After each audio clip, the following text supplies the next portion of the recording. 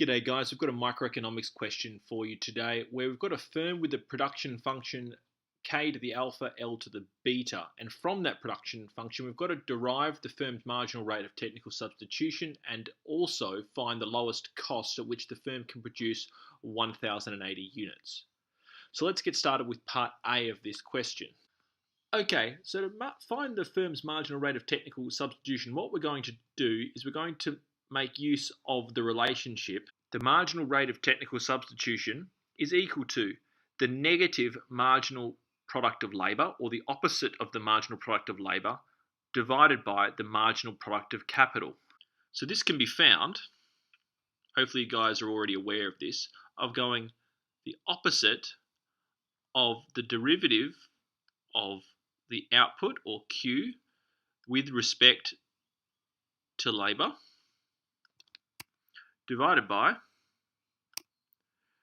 the derivative or the change in output with respect to capital.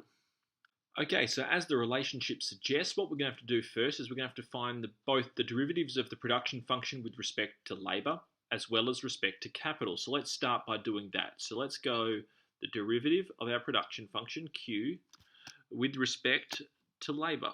Now this is going to be equal to beta times capital to the alpha times labour to the beta minus 1. Cool. And now let's do exactly the same, but we'll do it with respect to capital. So dq dk is going to equal, where are we? A alpha times capital to the alpha take 1 labour to the beta. So from here, guys, what we're going to do is we're going to substitute both of these functions back into this relationship.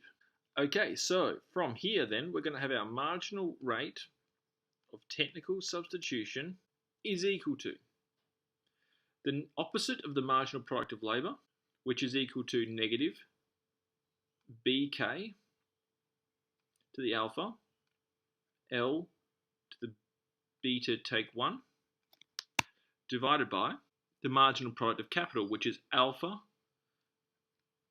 k to the alpha take 1, L to the beta. Cool. So what we're going to do from here, guys, is I'm going to use a few index laws, specifically this one here, a to the n over a to the m equals a to the n take m, to simplify this relationship. So what I'm going to get is I'm going to get the marginal rate of technical substitution. I'm going to keep my negative beta on alpha out the front. So I have the opposite of beta over alpha multiplied by k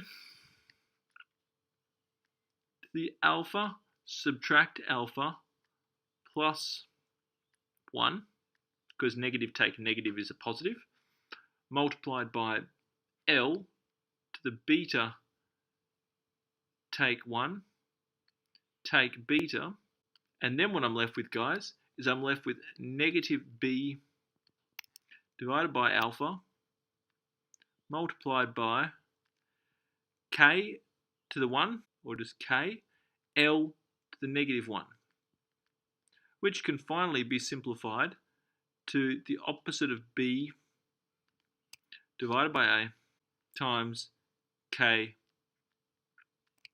on L. So finally from here, guys, I'm then going to substitute in my values for alpha and beta. So you can see that they're right here. So from here then I'm going to have this is equal to negative beta, so beta is 1 over 3, so negative 1 over 3 divided by 2 over 3 times k over L. Now what you're going to find here is negative 1 over 3 divided by 2 over 3 is the same as negative 1 over 3 times 3 over 2, which gives us a value of negative K divided by 2L. So what we can say, guys, is at the end, we can write, therefore, our marginal rate of technical substitution is equal to negative K divided by 2L. And that is part A done. Okay, so on to part B, which is asking us to find the lowest cost at which the firm can produce 1,080 units of output. Now, to solve this problem, we're going to need two different equations. The first one being the production function of our firm, which is equal to, or which is, Q equals K to the power of alpha, L to the power of beta, or capital to the power of alpha, labour to the power of beta. We've also got a condition which has to be satisfied for this production cost to be minimised, and that is that the marginal rate of technical substitution has to be equal to the opposite of the wage rate over the return on capital. Cool. So what we're going to do is we're going to start off with the second function, or the second relationship, and we're going to set this equal to what we found to be the marginal rate of technical substitution in part A. So what we're going to do is we're going to say that the opposite of the wage rate divided by the return on capital has to be equal to the opposite of capital over 2 times the amount of labour that we're allocating. Now what we can also do, guys, is because they're both negative, we can cancel out the negatives. And what I'm going to do is I'm going to rearrange this so I have capital in terms of labour. So I'm going to move the 2L over to the left-hand side, and I get 2WL over R is equal to K. Now what I can do is I'm going to substitute this into my first formula, because this is going to be the relationship which links capital to labour when the cost is minimised. So I'm going to substitute this into my production function, and I'm going to have Q is equal to, instead of writing capital, I'm going to write 2WL over R to the power of alpha, L to the power of beta. Now I can take that L outside of the bracket and make it Q is equal to 2W over R to the power of alpha, L to the power of alpha times L to the power of beta,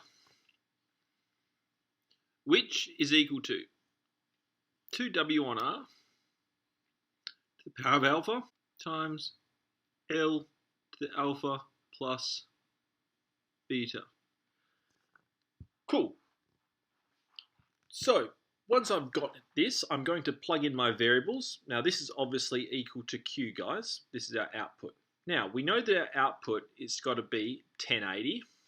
So I'm going to plug in my variables, and I'm going to get 1080 is equal to 2W. Now W, it says up here, is equal to $4. So I have 2 times 4 on the return on capital, which is 27, to the power of 2/3 times L to the alpha plus beta. Now alpha is 1/3, beta is 2/3, so it's going to be 3/3 or just 1.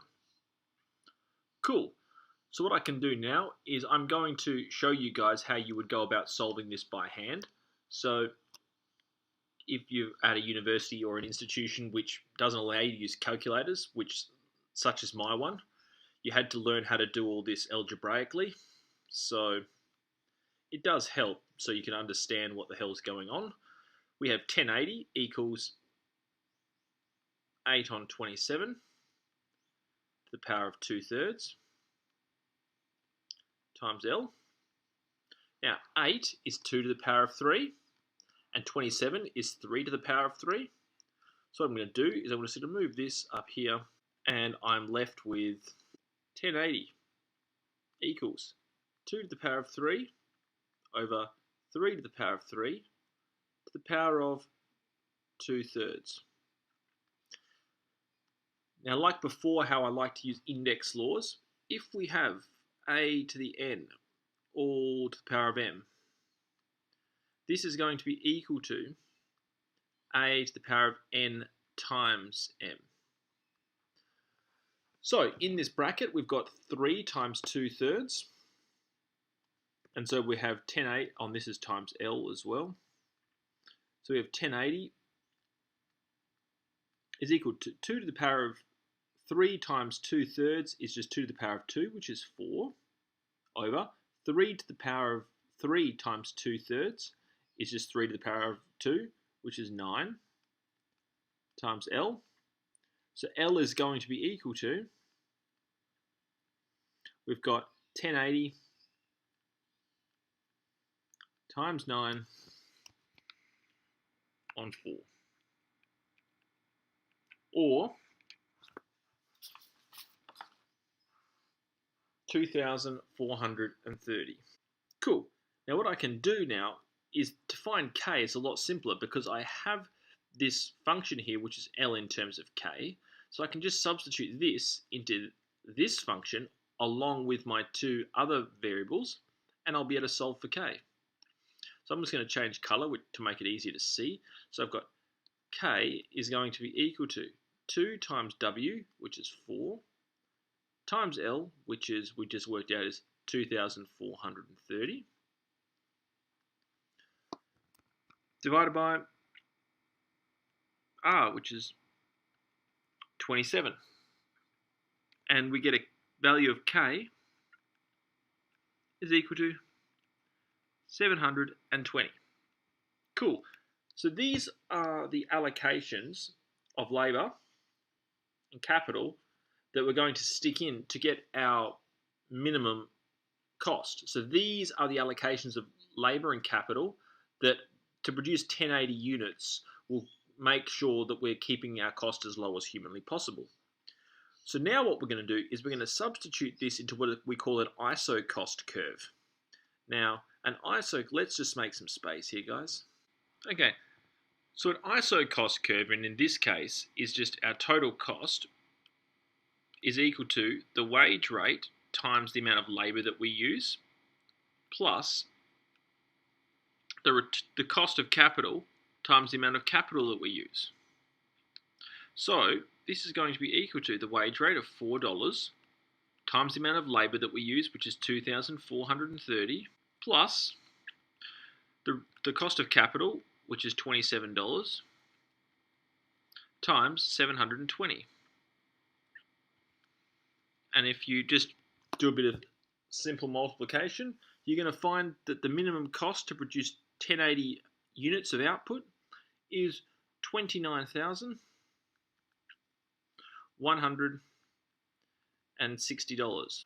Okay, so let's just recap what we did for part B here, guys. What we did is we had two relationships, or one function and one sort of condition which had been met for this cost to be kept to a minimum. The first one was our, if you remember, was our production function, which is this here. And the other one was that our marginal rate of technical substitution had to be equal to the opposite of the wage rate on the cost of capital. And so this is the condition that had to be fulfilled in order to keep cost to a minimum. What we did is we equated this to the marginal rate of technical substitution which we derived in part A, which was equal to negative K on 2L, and then we're able to get a formula which related capital in terms of labour. We then substituted into our production function and then solved for labour. Once we'd done that, we then substituted it back into our marginal rate of technical substitution formula, which allowed us to get our capital allotment. Once we'd done both of those, we just put it into our ISO cost curve, which here you have the wage rate times the labour allocation plus the cost of capital times the capital allocation, and that gives us the minimum cost. So guys, I hope this video helped. If it did, give it a thumbs up. Be sure to subscribe to my channel. I put out new videos on these kind of topics all the time, and a lot of people find them sort of helpful. But, until next time, guys, just keep on practicing, keep bashing your head against the wall. Eventually it will fall down. But most of all, guys, just keep enjoying your economics. See you soon.